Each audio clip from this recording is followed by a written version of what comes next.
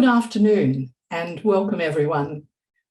My name is Rosalind Croucher and I am President and Acting Disability Discrimination Commissioner at the Australian Human Rights Commission. I'm delighted to be here today to welcome you, to speak about the importance of employment and celebrate the success of the IncludeAbility project. I'd like to begin by acknowledging the traditional custodians of the lands on which we are meeting today. I'm in Melbourne on the traditional lands of the Kulin Nation, and I know that many of you are zooming in from all over the place, all over the country on traditional lands of people of our First Nations, and I pay my respects to elders past, present and emerging, and any First Nations people, and particularly First Nations people with disability who might be attending our webinar today. Employment for people with disability is deeply rooted in the principles of human rights, including the right to work, to equality, non-discrimination, and the pursuit of a more just and inclusive society. Article 27 of the United Nations Convention on the Rights of Persons with Disabilities recognises the right of persons with disabilities to work on an equal basis with others. This includes the right to the opportunity to gain a living by work freely chosen or accepted in a labour market and work environment that is open, inclusive and accessible to persons with disabilities. It is fitting to have this event so close to the International Day of People with Disability, which is coming up on the 3rd of December. And the United Nations theme for this year is United in Action to Rescue and Achieve the Sustainable Development Goals, SDGs, for, with and by persons with disabilities. The employment of people with disability is related to every one of the Sustainable Development Goals. However, in particular, SDG 8, decent work and economic growth, promotes sustained, inclusive and sustainable economic growth, full and productive employment, and decent work for all. The learnings and model developed from the successful IncludeAbility project can realise this goal and our obligations under the Convention on the Rights of Persons with Disabilities. IncludeAbility, a wonderful name, sought to address this critical human right in Australian society by creating equal opportunities for employment for people with disability. Only 53.4% of people aged 15 to 64 years with disability are employed, compared with 84% of people the same age without disability. This issue, of course, has been well known by the disability community and highlighted in recent inquiries, many inquiries, including the Royal Commission into Violence, Abuse, Neglect and Exploitation of People with Disability, or as we call it, the Disability Royal Commission. The reasons why we should employ people with disability will not be new to you. Meaningful and sustainable employment of people with disability benefits the individual and it benefits business, society and our economy. It creates financial independence, social inclusion, self-determination and empowerment. The employment of people with disability creates a more inclusive society where the diversity of employees reflects that of their communities, and people with disability can participate on an equal basis with others. What IncludeAbility shows is the how, and that is what we will be discussing today. It takes the commitment to the idea and the aspiration into how it can be done. It is with this that I'm delighted to announce that IncludeAbility has received $1.9 million in funding from the Paul Ramsay Foundation to continue the program until 2026. In the second phase of the project, IncludeAbility will expand its employment pilots and share our successful model with employers and disability employment project providers. It will build on the recommendations from the Disability Royal Commission final report from the end of September in seeking to create opportunities for sustainable open employment, inclusion, and desegregation. Today, we are joined up by a lineup of impressive speakers. I will say stellar lineup of impressive speakers, including the fabulous IncludeAbility Ambassador and Professor in Management at UTS Business School, Simon Darcy, Employment Network Member and Disability Inclusion Lead from Woolworths, equally fabulous, Jeff Trappett, OAM, the Chief Executive Officer of Good Sammy Enterprises, Kane Blackman. I'll also give you the adjective of fabulous, Kane. And while I'm on a roll, the fabulous Erin Wilson, Professor and Uniting Chair in Community Services Innovation at Centre for Social Impact, Swinburne. Professor Erin Wilson again. And while I'm on screen, I will say thank you to our Auslan interpreters who will assist us ably, as they always do, in our webinars. I will now hand over the reins to IncludeAbility Ambassador Simon Darcy to provide an overview of the IncludeAbility project. Enjoy the webinar and keep up the fantastic work. This is a great, great project. Thank you, and over to you, Simon. Hi, thank you. And yes, my name's Simon Darcy. I'm a professor at the UTS Business School and co-lead of the UTS Disability Research Network. I'm a person with lived experience of some 40 years with a spinal cord injury, and I'm a power wheelchair user. I would like to thank Rosalind for her fabulous welcome and introduction. I've played a dual role as one of the IncludeAbility ambassadors and the external member of the steering committee. Today, I will give an overview of IncludeAbility project, which is shown on the PowerPoint that's just been put up. IncludeAbility is a national project led by the Australian Human Rights Commission, which aims to increase access to meaningful employment opportunities for people with disability. As Ros mentioned, I would also like to acknowledge the past Disability Discrimination Commissioner, Dr. Ben Gauntlet, as he had identified employment as the area which he wished to contribute to in a major way of his focus during his term. The project achieves this by building greater capacity amongst public and private sector organisations to address employment barriers for Australians living with disability. The original design of IncludeAbility was developed with pro bono assistance from the Boston Consulting Group. The model builds on success factors from other diversity employment programs such as the Champions of Change Coalition, Reconciliation Australia, and Chief Executive Women. As Ros identified, the project was funded by the Paul Ramsay Foundation and the Department of Social Services, ILC, and is being extended for another 3 years thanks to the general support of the Paul Ramsay Foundation, who obviously have found great value in what the steering committee over the last few months have been calling IncludeAbility 1.0, for them to be moving to fund the next stage of what the steering committee has called IncludeAbility 2.0.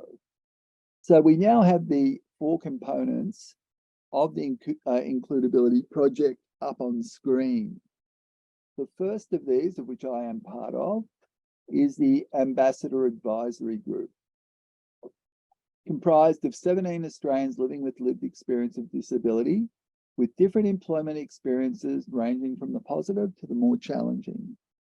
The role of ambassadors is to co-create includeability activities and direction consistent with the Convention on the Rights of Persons with Disabilities, obligations to embed lived experience into policy and programs. Ambassadors are involved in all includeability activities, including attendance at the employee network meetings, design and delivery of pilots, review of resources, and in my case, steering committee meetings. Ambassadors are remunerated for their time and expertise, which is a component of valuing not only their lived experience, but their expertise in employment and the sectors in which they are engaged. Second, the employer network is comprised of executive leaders from 17 of Australia's largest organisations and businesses. Large organisations were strategically selected because of their ability to make changes at scale to what is a depressing situation with the employment levels, as Ros outlined. And we want to impact a significant number of Australians with disability into the world of employment for the first time. While the initial commitment was at CEO level, the diversity and inclusion leads from each organisations are the primary contact with IncludeAbility. They attend quarterly employer network meetings with ambassadors and subject matter experts to exchange ideas on specific topic areas, such as reasonable adjustments, targeted recruitment, and job customisation. Employers also complete an annual access and inclusion health check and participate in employment pilot programs. Third is hosting a range of publicly available employment and workplace resources to support the employers and employees with disability. I want to give this a big plug as a great go-to place, particularly if you aren't confident with understanding all aspects of employment. There's a wonderful eLearn module that's freely available on the importance of and ways to improve employment for people with disability. Other guides include targeted recruitment guidelines, access and inclusion health check, hosting accessible and inclusive in-person and online meetings, preparing for an interview, establishing a disability employee network, your rights under the Disability Discrimination Act. Fourth, and if this was MasterChef, we could refer to the pilot programs as the hero of the dish. The pilots are where the networking and learning of IncludeAbility hit the road, so to speak. They have delivered exceptional success outcomes and created a new blueprint for how businesses could increase employment opportunities for people with disability. Kane and Jeff are here to speak about their experiences of the Perth pilots in the coming session. The pilot employment program brings together employing organisations, specialised employment providers, and people with disability through a focus on building place-based partnerships to achieve long-term job opportunities. The pilot model involved the employing organisation offering a guaranteed number of new roles to people with disability, very important new roles. An intermediary, specialised disability employment support provider, for example, providing the talent pool, screening and matching candidates, and providing support to both employees and employing organisations. The Australian Human Rights Commission provide the initial link between the employing organisation and intermediary, as well as offering disability confidence training to the employing organisation, project management support, and advice regarding tailoring jobs and supports.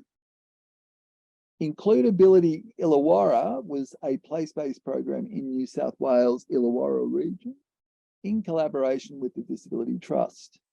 The focus was on employees with acquired disability who were seeking to return to work. Employers were asked to commit to offering employment to at least one participant for a minimum of 13 weeks at a minimum of 15 hours a week at full wages. 6 employers took part: Disability Trust, Disability Employer Network members Kmart and Australia Post, University of Wollongong Global and College, and Illawarra iTech. 13, some 86% of participants, have continued their employment at the end of the pilot period. In Western Australia, IncludeAbility collaborated with Good Sammy Enterprises and Woolworths. 15 young people over 18 with intellectual or cognitive disability who work at the Australian Disability Enterprise of Good Sammy were offered roles in Woolworths stores in the Perth area. The pilot period was for 12 weeks with 8 hours of employment per week at full wages. The pilot applies a job customization approach of matching individual interests and skills with roles that need to be performed in Woolworths stores. At the end of the pilot, 12 of the participants, some 80%, accepted ongoing roles with Woolworths. I will now hand over to Professor Erin Wilson, who will speak about the IncludeAbility evaluation findings and the key project learnings. Over to you, Erin. Thanks very much, Simon. That's great. Appreciate that. As Simon said, I'm Erin Wilson from the Centre of Social Impact at Swinburne University of Technology. The Centre of Social Impact worked alongside the IncludeAbility team for several years on this project, and we had 2 roles. We acted as a critical friend to bring the evidence into the implementation design across all stages of the project. And we also had the role of evaluator, trying to understand what made things work here and what things, remained in the way of employment. Before I proceed, I just want to remind you that there is a Q&A section on your screen, and you can place questions about the program or anything that we're talking about today in that, and that'll be addressed in our Q&A session at the end. So head over to the Q&A tab. So I want to talk a little bit about the barriers today and the ingredients that made it work. So there's substantial evidence about the barriers to employment for people with disability, and to some extent this project confirmed that evidence, but it also dug deeper into it, highlighting our need to deeply understand each specific employer context when designing and providing appropriate support and capacity building. So the 5 key barriers that we surfaced, to some extent, as I said, are not new. They are in relation to attitudes about disability that sit inside employing organisations, and also the broader expectations of society about people's capacity. Recruitment and onboarding practices and processes was identified as a barrier, as was embedded organisational structures, processes and reporting. Also the culture of not disclosing or even asking about disability, and difficulties in finding the right person for the job. So I'll talk about some of those today, but ultimately and overwhelmingly, IncludeAbility participants identified that attitudinal and organisational barriers were some of the key barriers that result in people with disabilities being excluded from workplaces. Organisational barriers have been built up over time inside employing organisations, and have become part of business as usual. They've not really been critiqued or identified over time. They're just an accepted part of the way things are done in each organisation. For example, the Disability Royal Commission has also identified some of these, and they've identified the increasing systematisation of recruitment processes. This was also a feature that employer network members discussed here. Linked to this are remnants of unnecessarily narrow selection criteria for jobs, often where position descriptions have been sitting around for a long time, they haven't really been critiqued, and inherent requirements really need a makeover, but that hasn't occurred. Organisations also use standardised and sometimes group interview processes that don't work well for some people. And there are often complex and rigid onboarding processes that can be time consuming and require some skill sets and access to digital processes that may not be appropriate for all people. While employing organisations in this project clearly had a strategy of supporting employment of people with disability, otherwise they wouldn't have signed up for the project. Interestingly, this did not frequently translate within their organisations to specific targeted recruitment actions, even to welcome messages on job ads for people with disability, or to explicit invitations to adjust recruitment processes to suit individual needs.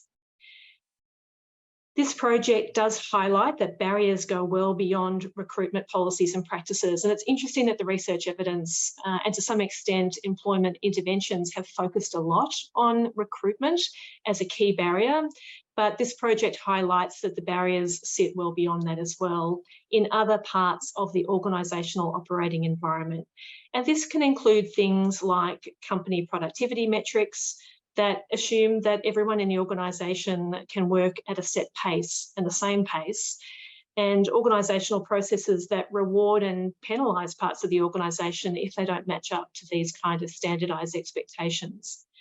This sort of approach actively disincentivises managers from building a diverse workforce. Organisational processes also mean that managers have little flexibility to customise their roles. And employers also reported that they sometimes found it difficult to find appropriate talent pipelines of people with disability, even when they wished to employ people with disability. In some cases, they wanted people with specific skill sets, and they were unable to find a match of those two things, people with disability who had those skill sets. We also could see that employing organisations required substantial support from employment support providers beyond recruitment, and that included support to customise the roles once identified and to troubleshoot and problem solve in an ongoing way. Next slide, please. There are some key ingredients why this quite multi-levelled process of the project worked. And we've identified 5 of those here as the secret sauce that made IncludeAbility successful. And some of these clearly echo other those identified in other interventions, but there are some new ones as well, which I'll get to. But broadly, we think that the 5 are that the change initiative was led by the Australian Human Rights Commission as an expert, particularly in the area of disability discrimination legislation as it applies to employment. The second ingredient is safe spaces and a culture of learning. Third, access to high quality information. Also enabling piloting and prototyping inside employing organisations. And finally, what our informants in the research have called shoulder-to-shoulder support for employers. And whilst, as I said, it's a multi-component project that Simon has outlined, we want to briefly focus on one set of ingredients here and then go to the whole set as they're played out in the pilots in a minute.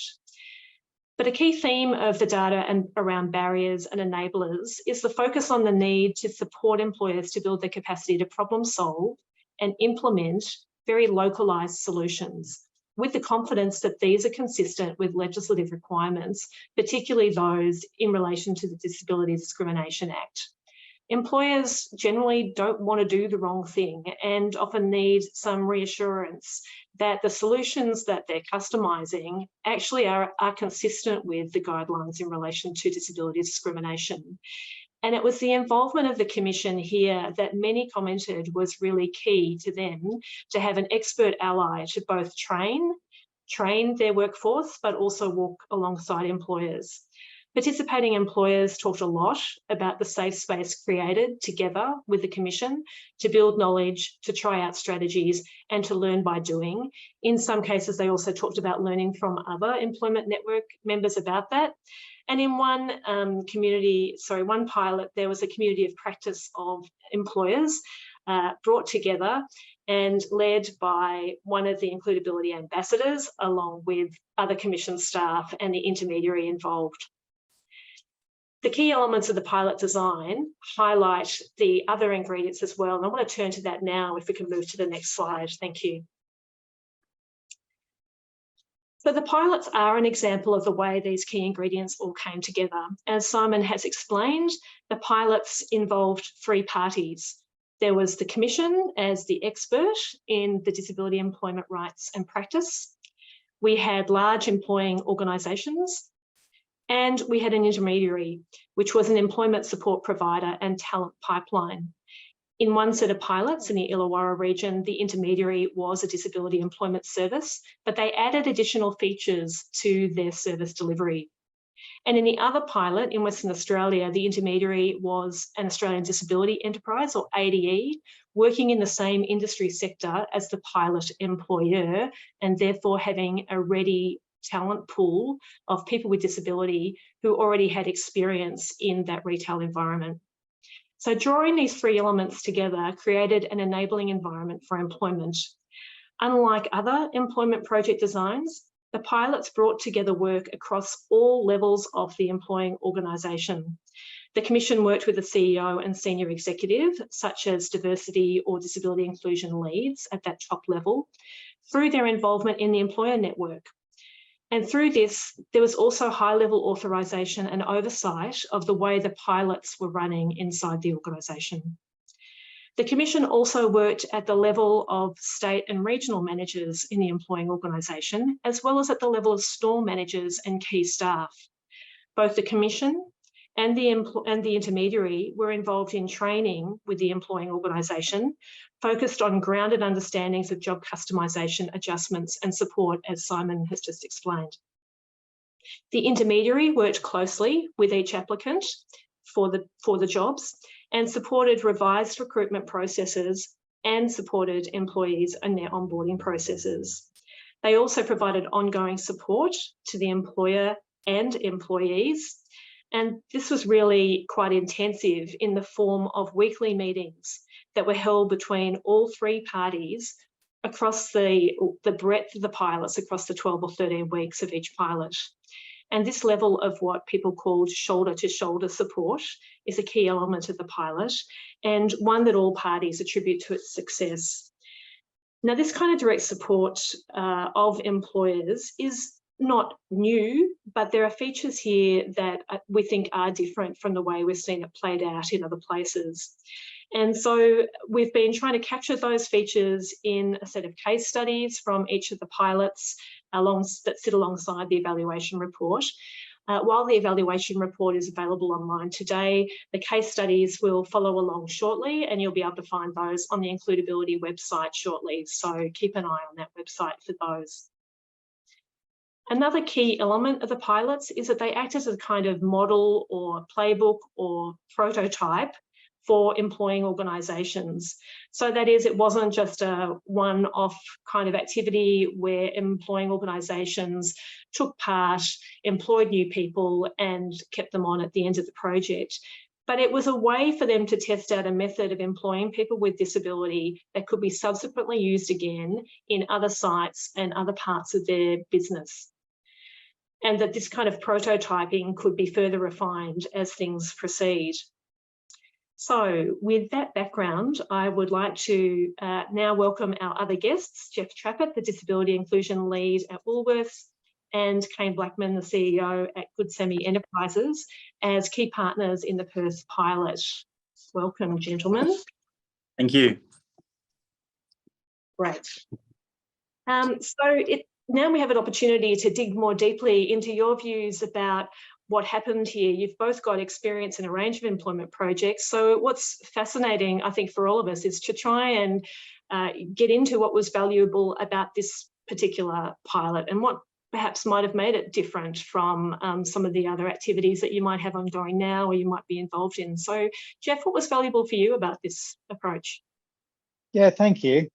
First of all, I'd just like to acknowledge that I'm coming to you today from Sydney, from the land of the Gadigal people. For me, what was valuable about the pilot really comes down to the partnerships that were involved. The partnerships with Good Semis, the partnerships with the Australian Human Rights Commission, the partnerships with Swinburne. all working their piece of the puzzle to ensure that we held people with disability at the centre of the project, and that we furthered the cause of people with disability. I look at Good Sammy's, and we were I don't know, Kane might disagree, but we were what I think is a match made in heaven for two organisations that both had a very similar way of looking at what does meaningful employment mean for people with disability, and we aligned very quickly on that. For us, that's been one of the biggest learnings, is we've actually taken out of this project that we need to do a piece of work working with all of the disability employment providers that we work with across Woolworths Group to ensure that we do have that same level of alignment that we had with Good Sammy's, because really that was crucial.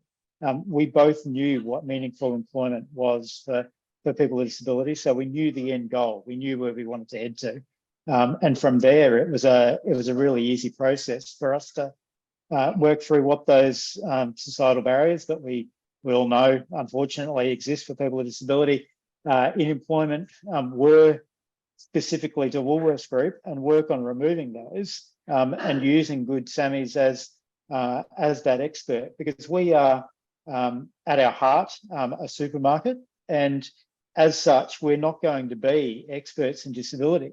We relied on Good Sammy's to be that expert in the candidate that they were providing us, and they were certainly experts in those individuals, and that was certainly a huge and valuable aspect to a successful project for us.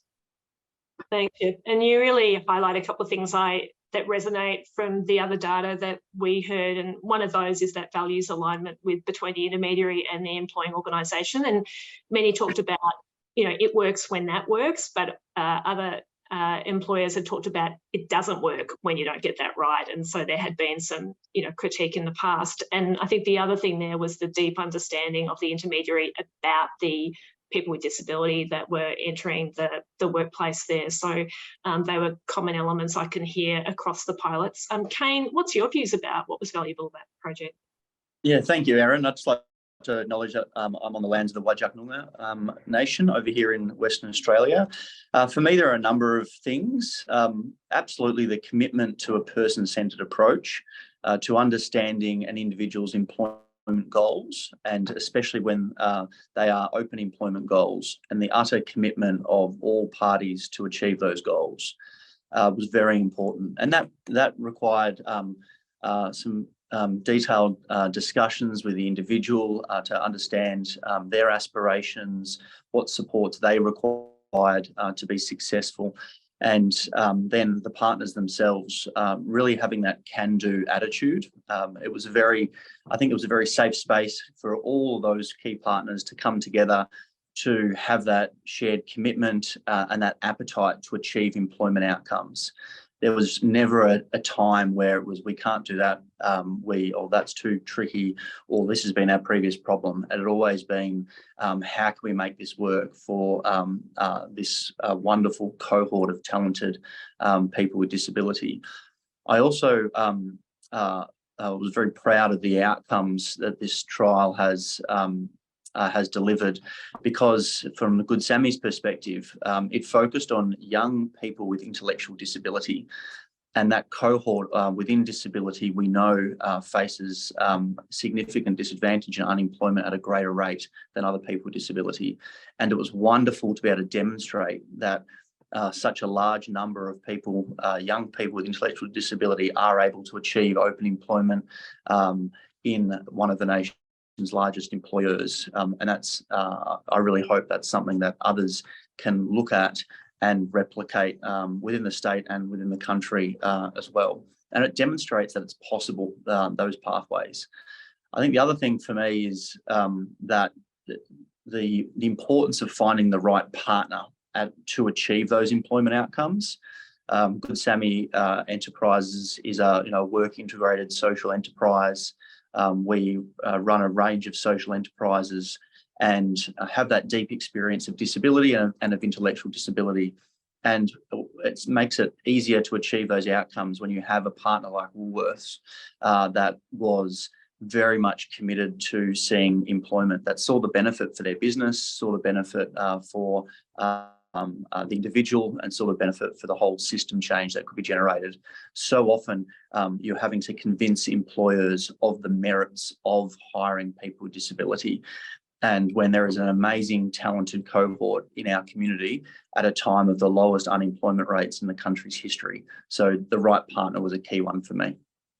That's really interesting. And again, you've raised a number of things that resonate across the pilots, that sort of shift in thinking around, can we employ people with disability, to how can we do it, and moving into the problem solving mode, the make it happen mode, I think seemed to be something that pilot participants and at all levels talked about quite a lot, and also sort of that focus on what are the conditions for success. What do we have to get right here to make this work across all of the parts of the puzzle, if you like, including inside the employing organisation. So in that context, Jeff, what are you taking away in terms of lessons to do this stuff going forward?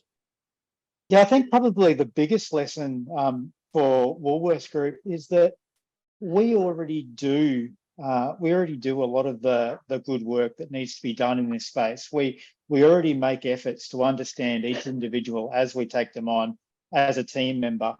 We already do good work in understanding what barriers each of our individual team members might experience. And really doing that in a disability space is just taking that deep dive into exactly what we've already been doing with a disability lens attached. So looking at what barriers a person with disability might be coming up against in their workplace, what barriers might we have in the talent acquisition space or the recruitment space. We really took this as an opportunity to look inwards on ourselves and stop and think, have we really been giving this the old college try, as they would say, when it comes to removal of those barriers. And it was important that we had those critical friends of Good Sammy's and the Australian Human Rights Commission really keeping us honest on that, is that as far as you can go? Kane will tell you that when we first started having the conversations around this project, we came up with a number of reasons why this might not work. And funnily enough, once we actually had humans speaking to humans, then it all fell into place. And I think that's another lesson, is make sure that you keep a human feel to these things. Don't try and look at this as an analytical, we need X number of employees or team members. Look at each individual as a human being, and what are we adding to the life of that human being by being able to give them meaningful employment. I mean, I think of the example of one of our team members that wanted to save up enough money to be able to buy his dad a beer. You can't come up with a better story than that for me, of what the difference that makes to have meaningful employment. And everyone can get behind those kinds of stories, those kinds of meaningful acts that a person with a disability wants to have in their life. So pulling out those meanings of what this job could mean for a person with a disability helps to build a team atmosphere. And I'm probably more proud, if I'm honest, of the more people that we've taken post the pilot on from Good Sammy's than I am of what we did during the pilot. During a pilot, it's all too easy to put a level of hypercare on a pilot and ensure that it works. And we really went above and beyond to try and not put a level of hypercare over this that we knew we couldn't continue with post the pilot. And to see more people being employed post the pilot is really the thing that gives it a tick for me, that we've done well, because we've embedded the processes on how to employ people with disability in business as usual processes for those teams in Perth. And that's really what will put us in good stead to not only do more good work over on that side of the country, but to take the lessons from the project and build that out across the country and across New Zealand. That's what I'm looking forward to doing next. So what I take away from this personally is, as a D&I professional, it's all too easy for me to be in the room and help something be done. It's what can be done when I'm not in the room anymore. That's really where the rubber hits the road on employment, and that's really where I'm most proud, because now we've got team doing this by themselves, and that's really fantastic for me. Awesome. Kane, what are you taking away from all this?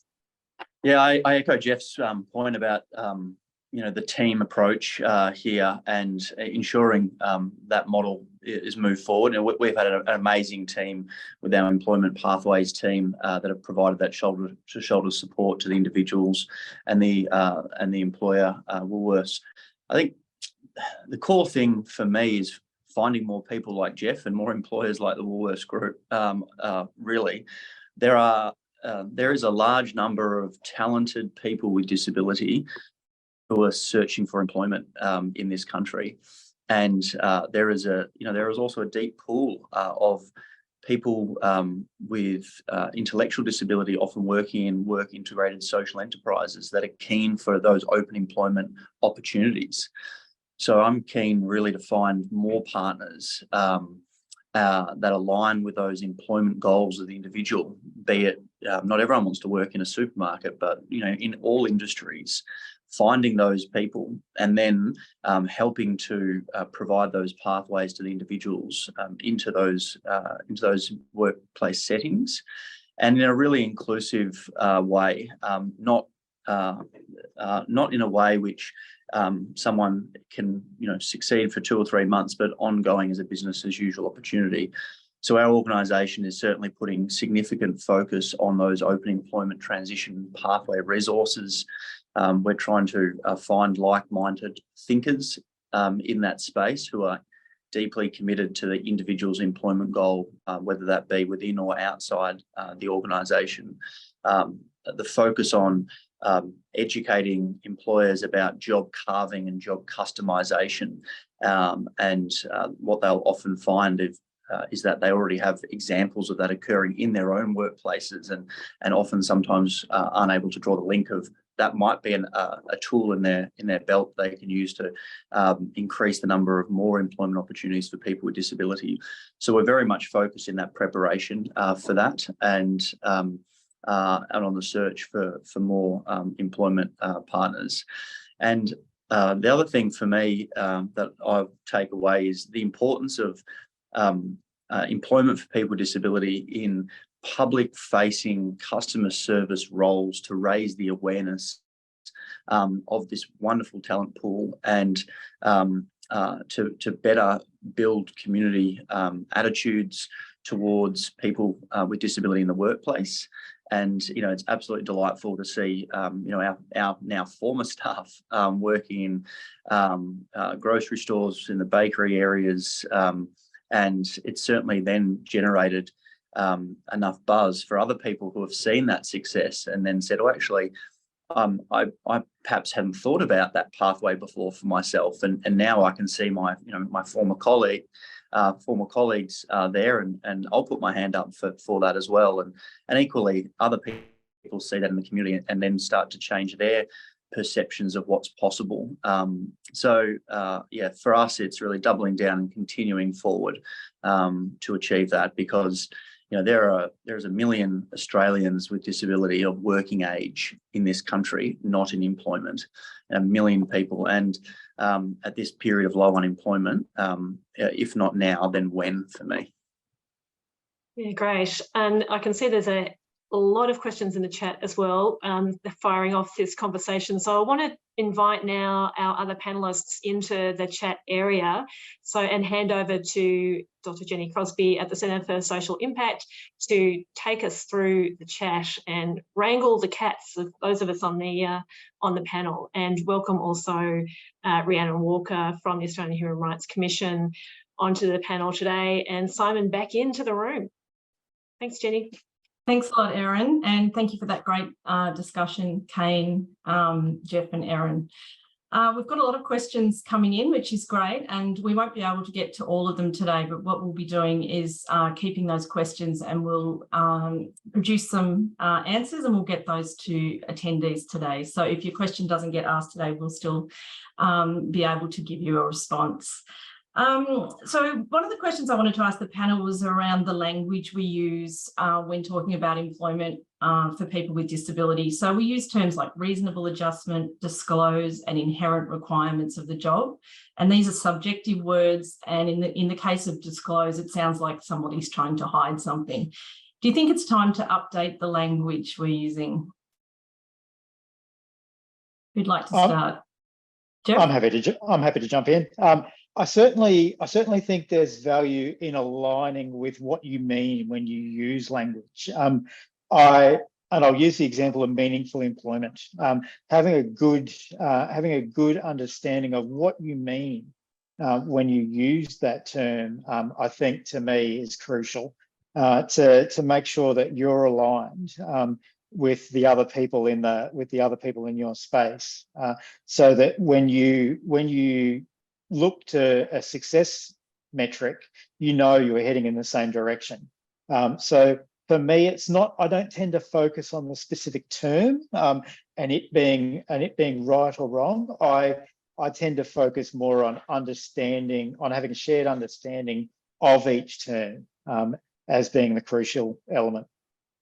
Betty, if I might just add, there is a section in the evaluation report that goes to policy implications, and part of that does pick up on some of this, and also, drills into the Disability Royal Commission's recommendations in this space, and they are suggesting some changes around that reasonable adjustment language and the concept of adjustment just being adjustment. We make adjustments and we provide supports in a much more expected, business as usual way, rather than having to go through some, proof of reasonableness test in relation to that. So there's some interesting policy changes coming as a discussion in the evaluation report. Okay, thank you. I'll move on to the next question. So in the evaluation section, Erin, you talked about the talent pipeline and large organisations being unable to locate where there was talent pools of people with disabilities. So has anybody got any suggestions about how we can better connect particularly specialised disability employment services with these large organisations? What do we need to do? What needs to change? Kane might be a good one for this. Yeah, I was going to say, Kane, do you want to go first? Yeah, sure. There's lots of ways to connect. I don't think that the challenge is actually the connection. I think sometimes it's who's at the end of one of those connections, which is then probably having a proactive employer with appetite to find and employ people with disability. It's not enough just to put a CCAT out and encourage people sometimes with disability to apply and use the traditional channel in that way. There needs to be active work done by employers to reach out to work integrated social enterprises and build that relationship with them, and there's 140 of them across Australia to reach out to disability employment service providers and build that relationship, to reach out to the amazing disability advocacy groups we have throughout the states and territories and nationally, and understand great pipelines for them, and also to have a plan that they can communicate that really shows their appetite and desire to increase the inclusiveness of their workplaces. So for me, it comes really more down to the willingness to really do that, and also thinking internally, their willingness then to actually consider customization and job carving for some people who might not want to work the 5 days a week. They might only want it two days a week, or they might be something part of the role that they need additional support with. So again, it's the willingness and attitude to be able to be flexible and actually meet someone where they are, and for me that's the key. Okay, thanks, Kane. Did anybody else have any comments about how we better connect the talent pipelines with the large organisations? I think it's certainly something we need to think some more about. I think, Jeff, as you were talking about the sort of match made in heaven with Kane, I imagine you want another 100 of those around Australia, and there's a bit of workload in finding that, given that you want that values alignment. You really need to build those people-to-people relationships, given that, as you say, it's people at the end of the phone, really, speaking to each other. So there is a bit of work in that space to be done. I think one of the things that happened in this project was surfacing some different talent pipelines as well. And Kane, you just mentioned some others as well. Great. And I think, Simon, you might have had something you wanted to add there. Yeah, I was doing my usual trick of mute on once again. I think it's both sides can be a lot more creative.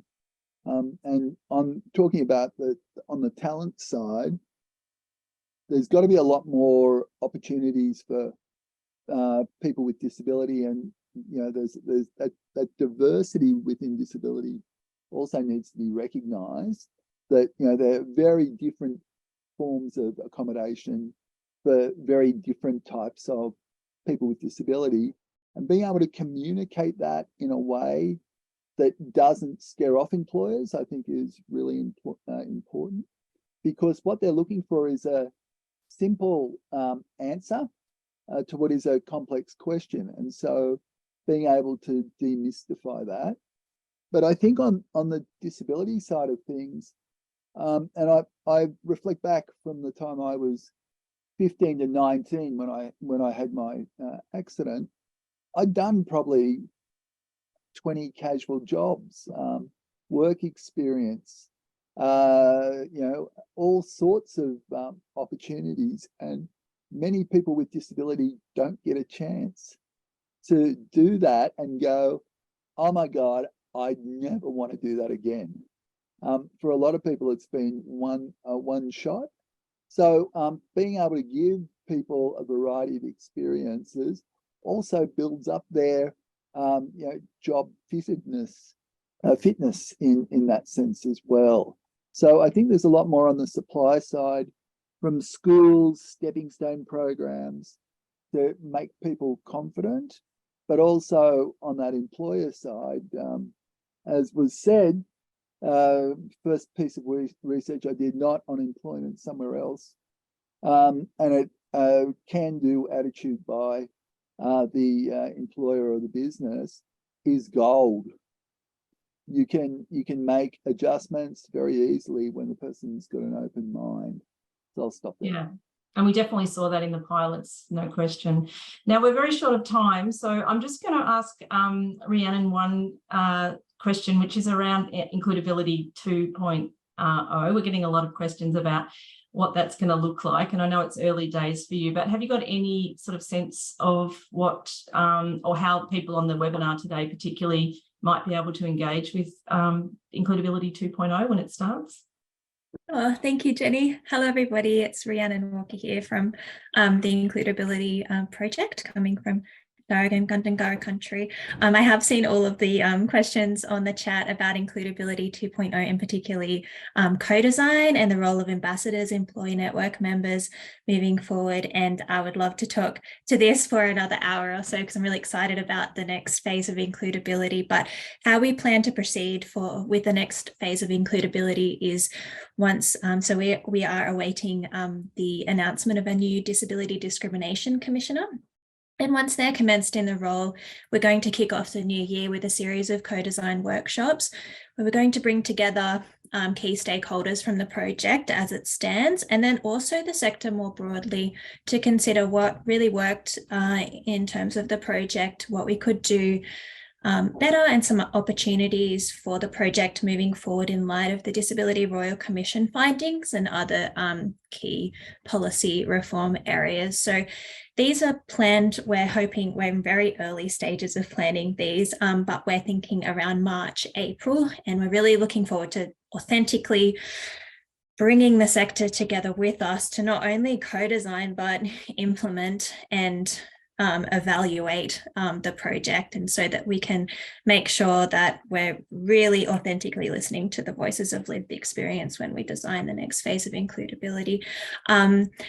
So naturally, the terms of reference of the ambassadors and employee network members will expire, but all will be invited to participate in the next iteration, and we'll be opening invitations up to wider networks as well. So stay tuned. We will have more information regarding this in the next month or so. Great, thanks, Ree. And in terms of staying tuned, people can subscribe to the AHRC. What are they called, Ree? The newsletter. Yep. And yeah, social media and website. Yeah, so if you tick the disability box as one of your areas of interest, you'll receive information about includeability. And yeah, LinkedIn and X, formerly Twitter, the Includeability Project are on there as well. So well, I'm sorry that we didn't get to more questions. We've got 36 questions sitting there now. So as I said, we will aim to address some of those questions and get those responses back to you. But that's all for now. I'd like to just hand over back to Simon Darcy for to conclude the webinar. Thanks, everyone. So thank you to everyone that attended the webinar. There were between 250 and 300 plus. We know that there were over 600 plus registered, and I do that a lot of the time. I register so I get access to the video afterwards if it's during a busy time. And so the link to a video recording will be shared next week, as well as answers to any questions that we didn't get to today. I'd also say go on and have a look at the FAQs on the website that are already there. The Includeability website has that further information about employment for people with disability, for employers and people with disability themselves. The evaluation report is on the Swinburne Centre for Social Impact report. As Rhiannon had said, stay tuned for Includeability 2.0. In signing off, the learnings there about matching values of organisations, I think is a very important one. Businesses, don't worry. You've got the business knowledge and the intermediaries will bring the disability knowledge. I'd also like to say risk management's important, but don't overthink it. A lot of organisations really get stuck in the mud of risk management. There's always going to be barriers, but as I said, can-do attitude is more important. And just picking up on something Jeff said, in the academic world, we always complicate things, but post-pilot embeddedness is a real outcome for me. So there's scaffolding, but it's not over scaffolding of it, because what we're seeing here is a good retention, where we know that retention after 6 months in previous disability employment agency programs was down to as little as 13%. So let's go forward. Pilots are a good kickoff, and I'm really hyped to see what comes next with Includeability 2.0. Thank you all very much.